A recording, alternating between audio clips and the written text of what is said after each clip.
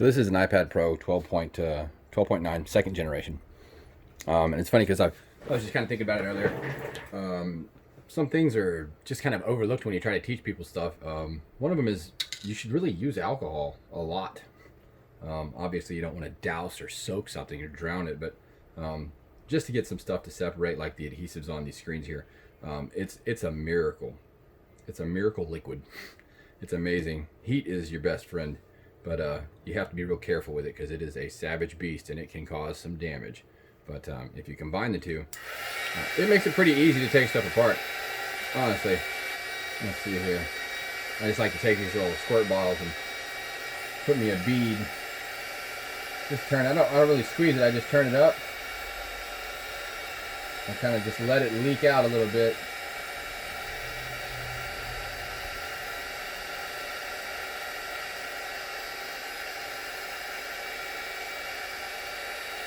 But that alcohol tends to want to get down in between the edge of the frame and the glass on its own.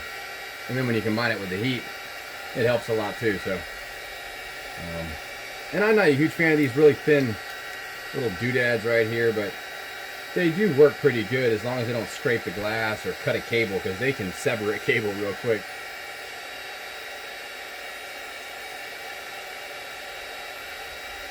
But yeah, that's just, once you get this tool under there, you can pretty much take and drip a little bit of alcohol on the tool. And just kind of work it along.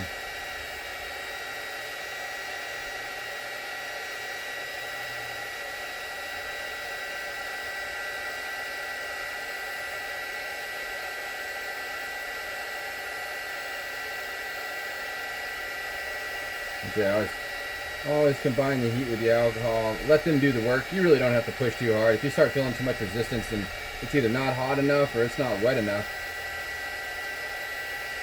Use 91% alcohol also. You don't want to use any lower than that really, because it's already 9% water. So obviously we don't want any kind of conductive liquids in here, and that's what's making it conductive there. So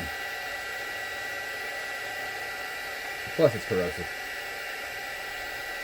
But yeah, it should be relatively fast.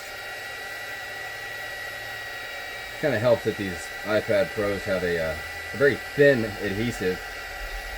There's really not much to them.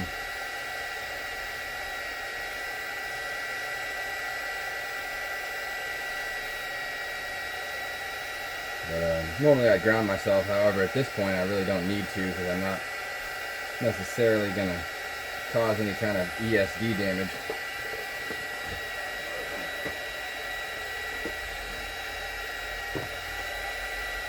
But the alcohol makes it much easier. Combined with the heat, it's like 4 times the quickness.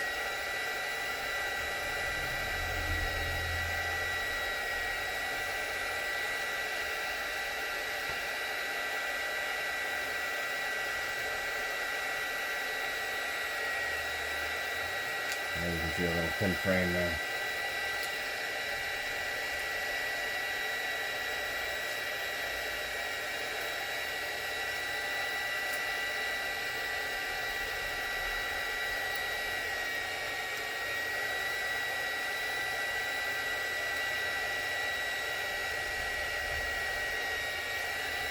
And the alcohol. And I'll just go down here.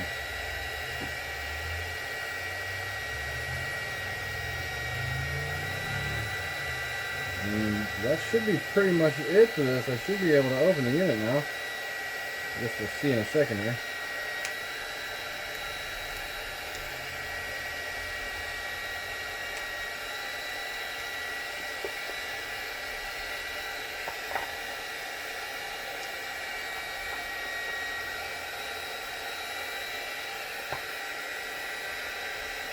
Nice.